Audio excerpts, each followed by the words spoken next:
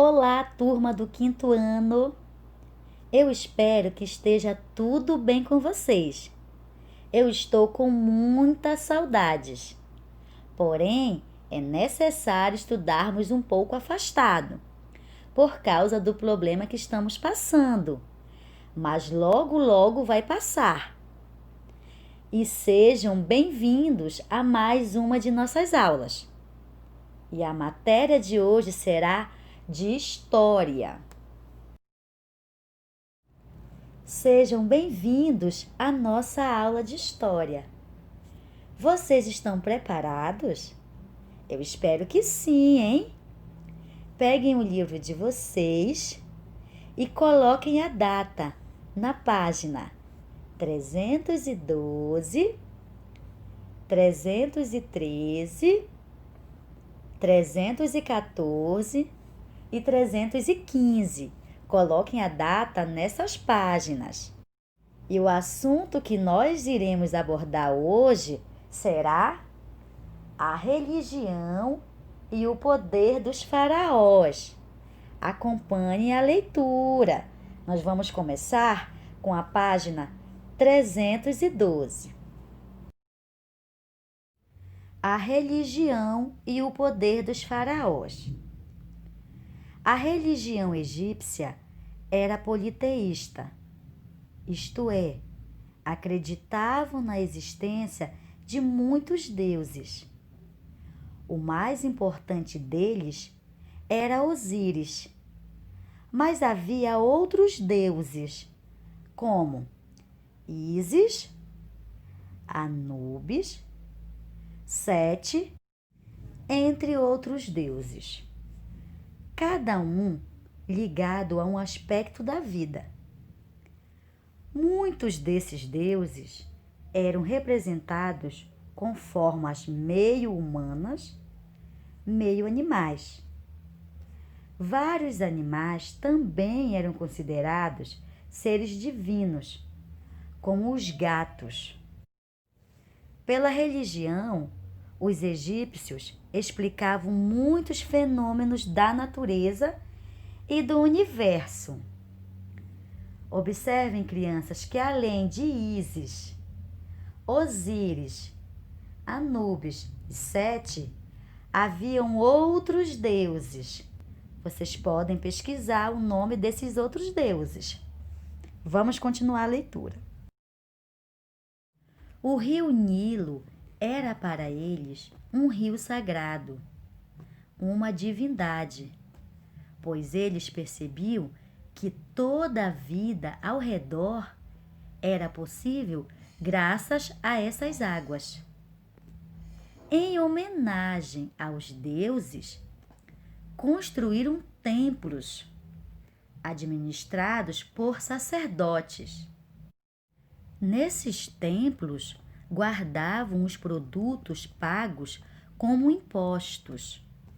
Então havia ali celeiros, currais com gado, depósitos de objetos artesanais e etc., além de locais para oferendas aos deuses.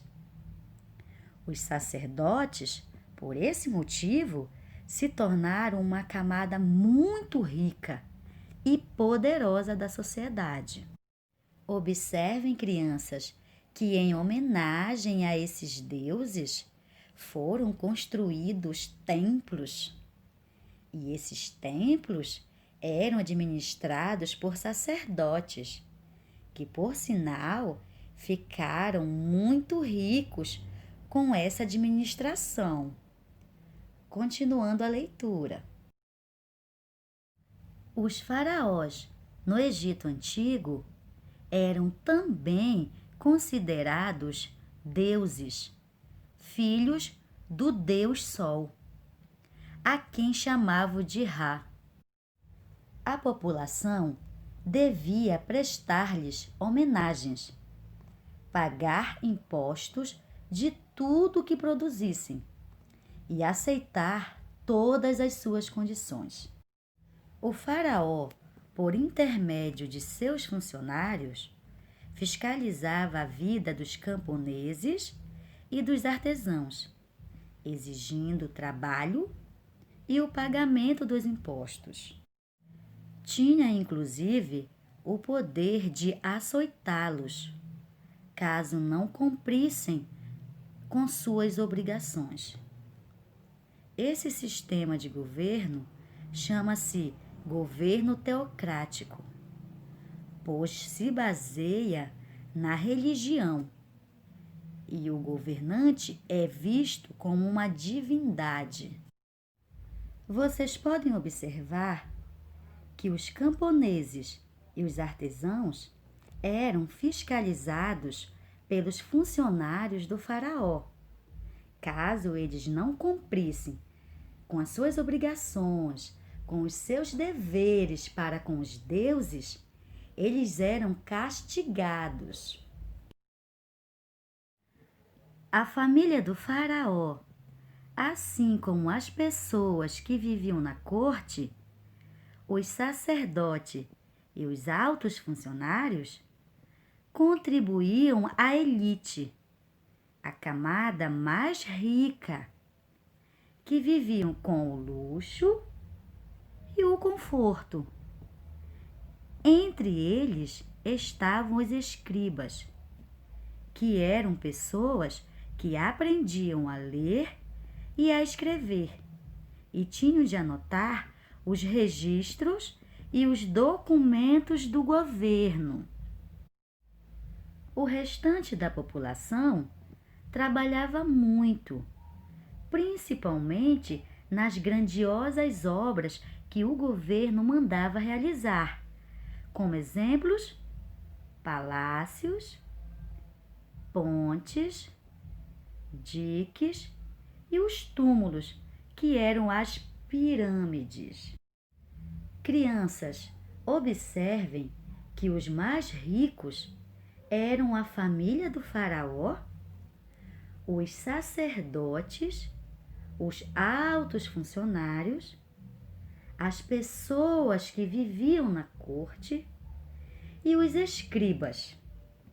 Ou seja, eles eram da elite, os mais ricos do Egito. Então, meus amores, vamos continuar com a nossa leitura. A religião egípcia afirmava que havia reencarnação das pessoas após a morte, mas apenas para aqueles que tivessem conseguido preservar seus corpos.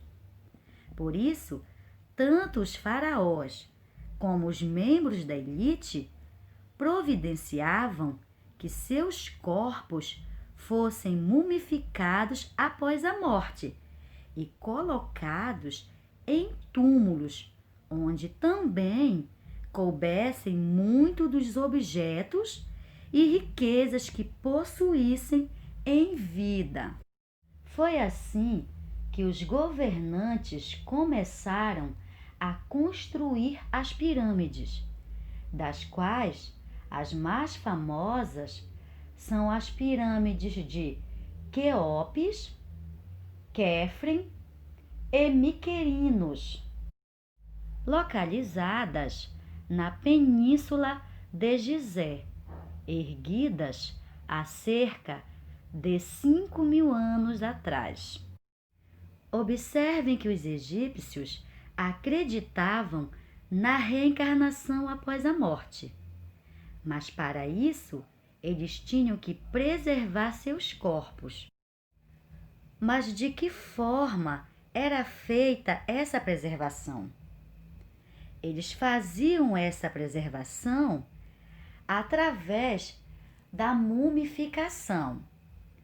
Então, meus amores, vamos continuar com a leitura na página 314. Apenas pessoas com posses podiam encomendar pirâmides.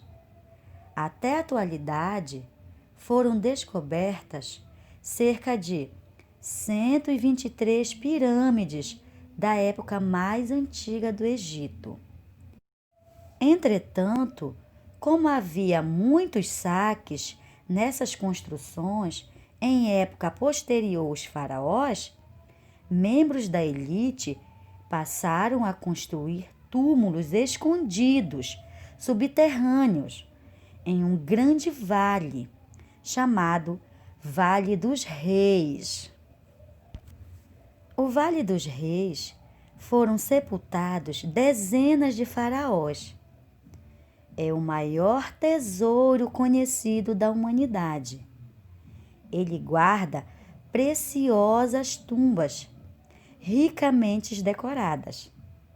Ele está localizado na margem do rio Nilo.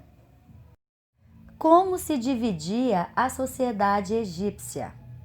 Observe na pirâmide como era dividida essa sociedade. Eu tenho no topo o faraó.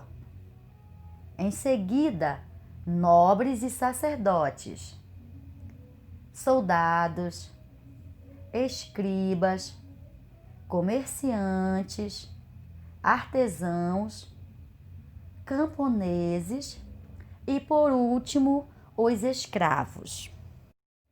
Vamos continuar a leitura para entendermos melhor como funciona a escala dessa pirâmide. No topo, como a camada mais poderosa e rica, estavam o faraó e sua família, os sacerdotes, os altos funcionários do governo e os escribas. A camada intermediária era constituída de guerreiros, comerciantes, proprietários de terras, artesãos, artistas, engenheiros, arquitetos e médicos. Na base formada pela maioria da população estavam os trabalhadores braçais e os camponeses. Continuando a leitura na página 315. Havia poucos escravos, pessoas que haviam sido aprisionadas em guerras e eram mantidas como serviçais domésticos ou nas cidades.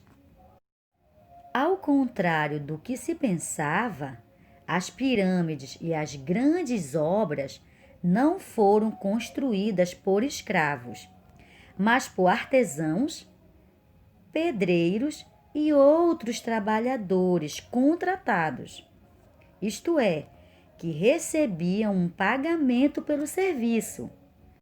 Mas era um pagamento muito pequeno, que dava apenas para alimentação e moradias muito precárias nas proximidades das obras.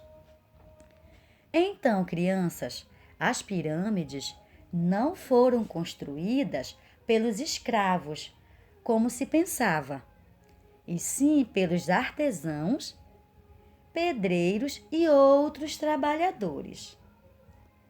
Vamos continuar com a leitura sobre o Império Egípcio. O Império Egípcio. A história do Egito Antigo é muito longa, abrangendo mais de 5.000 anos. Nesse período, muitas transformações ocorreram, desde o aparecimento das primeiras cidades ao longo do Rio Nilo.